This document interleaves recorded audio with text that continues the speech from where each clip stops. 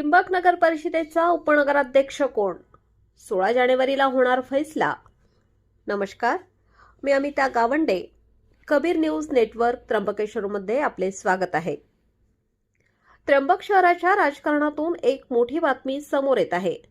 त्र्यंबक नगर परिषदेच्या उपनगराध्यक्ष आणि स्वीकृत सदस्यांच्या निवडीचा मुहूर्त अखेर ठरला आहे. त्र्यंबकेश्वर नगर परिषदेच्या उपनगराध्यक्ष पदासाठी आणि 2 स्वीकृत सदस्यांच्या निवडीसाठी येत्या शुक्रवारी 16 जानेवारी रोजी सकाळी 11 वाजता विशेष सभेचे आयोजन करण्यात आले आहे.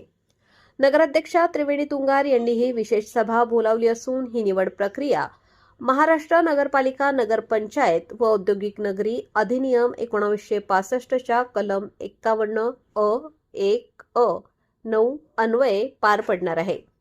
नगर परिषद निवडणुकीचा निकाल जाहीर झाल्यानंतर आणि सदस्यांची नावे महाराष्ट्र राज्याच्या राजपत्रात प्रसिद्ध झाल्यापासून 25 दिवसांच्या आत उपनगराध्यक्ष व स्वीकृत सदस्यांची निवड करणे अनिवार्य असते. याच नियमाचे पालन करत ही विशेष बैठक आयोजित करण्यात आली आहे. या निवडी जाहीर झाल्यामुळे त्र्यंबकेश्वरच्या राजकीय वर्तुळात हालचालींना वेग आला आहे. उपनगराध्यक्ष पदावर कुणाची वर्णी लागणार आणि स्वीकृत सदस्य म्हणून कोणत्या 2 चेहऱ्यांना संधी मिळणार याकडे संपूर्ण शहराचे लक्ष लागले आहे. या निवडीमध्ये कोणते नवीन समीकरण पाहायला मिळणार आणि कोणाच्या गळ्यात विजयाची माळ पडणार हे पाहणे औत्सुक्याचे ठरेल. या संदर्भातील प्रत्येक अपडेट सर्वात आधी पाहण्यासाठी पाहत रहा कबीर न्यूज नेटवर्क त्र्यंबकेश्वर.